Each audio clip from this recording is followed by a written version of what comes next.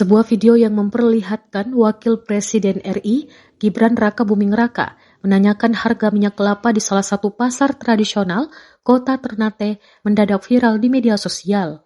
Dalam video yang diunggah akun Facebook Restu Ayu Astuti pada Kamis 16 Oktober 2025, Gibran tampak berbincang santai dengan para pedagang sembari meninjau kondisi harga kebutuhan pokok. Momen menarik terjadi saat Gibran menanyakan harga minyak kelapa yang dijual di pasar tersebut. Seorang pedagang menjawab Rp20.000. Mendengar jawaban itu, Gibran tampak kaget dan bertanya lebih lanjut soal modal.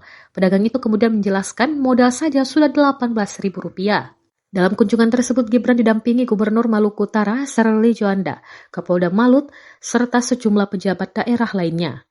Beberapa pedagang sempat mengeluhkan tingginya harga bahan pokok, terutama minyak kelapa yang menjadi kebutuhan utama masyarakat Maluku Utara. Wapres Gibran menanggapi dengan santai, namun tampak mencatat informasi yang disampaikan warga.